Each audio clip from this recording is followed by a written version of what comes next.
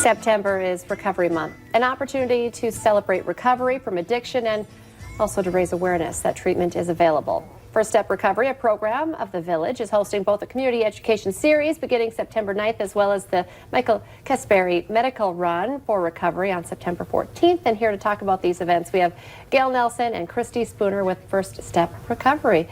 Thank you so much for coming in today. I just wanted to start, this is really, you have a lot of different events going on, but this is really a great topic. And so September kind of puts a spotlight on it, but we should be having the discussion all year round. Right. Well, and nationally, September is Recovery Month, so it kind of puts people's attention and awareness on the great things that North Dakota is doing, and then also the way that First Step now has been able to interact with the community and offer a unique community education program, and really celebrating with the Run for Recovery. So 2 big events, plus a lot of other community events that are happening just community-wide to celebrate recovery. And Christy, can you talk a little bit about how you get so many people involved as well? Sure. One of the things that we know is that if we can get families involved with people's treatment, people tend to do a lot better long term. There's a myth out there that people aren't able to do treatment unless they're ready to do treatment, or they're not going to get well unless they're ready. And that's really not true. And part of our doing the community series is we want people to know that sometimes a loved one's best chance of getting well is if the family better understands this illness and the family better understands what they can do to get their loved one into treatment. And so to get this information, you guys are making it easier with a series of lectures. Can you talk a little bit about the dates and what will they different topics or the same? They will be different topics. We are doing 4 Mondays in September from 6:30 to 7:30. The first series will focus on the disease of addiction, various levels of care.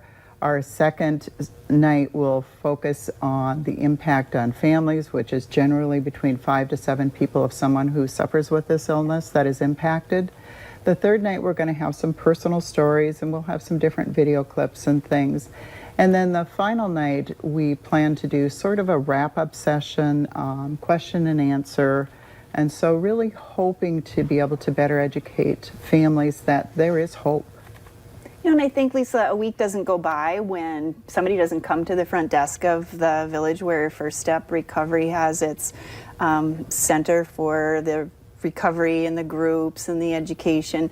So people will see the sign from the street and they'll stop in and they'll just kind of be there asking this big question: how do I get help for either myself or my family member? Every week somebody just stops in. So I think this community education series is a great opportunity for people to really have a focus and an attention on that. Christy does a really nice job of getting those families involved, helping them appreciate, understand, and then work on their own wellness and recovery.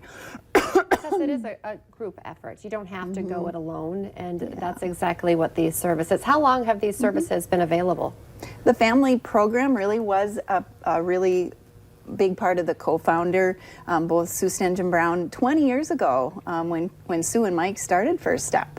They really made the effort that without the family involvement, the opportunity for somebody to get well, it just doesn't last. It doesn't take hold with the vitality that it does when the family is involved. So really from our very beginning, 20 years ago, so January 1st of 2020 will be the 20th anniversary of getting that effort started. And so we're celebrating all of that with the run, with the community education series, and with what our phenomenal staff does every day to promote Let's wellness. talk a little bit more about the run. We have some pictures from the Memorial Run. Yeah, it's a lot of fun. It's a great Saturday morning, and we moved it over to Moorhead M.B. Johnson Park on a Saturday so more people could just make it a Saturday morning. Come out, it's a walk in the park. You don't have to run. Yeah, I was going to say, so it's a run walk. Because sometimes you say run, it's up to you. You can run and walk. You can walk the whole time. Beautiful fall morning. Just come out, enjoy the leaves, and enjoy the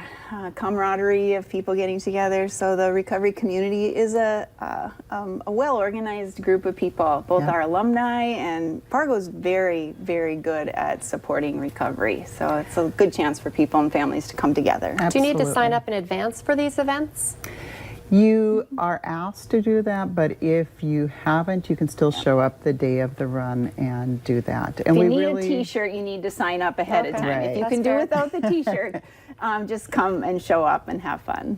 But it really is designed to be a family event because this illness is a family illness and we really want to promote family wellness. Well, thank you, ladies, for what you do. I appreciate it. Thanks for coming in, and good luck with the events this month. All right, stay with us. Coming up next, the YWCA's Chocolate Fantasy and Chili 2 event is tomorrow. We're going to have event coordinators in next to help you, well, get ready, which means just don't eat before you go.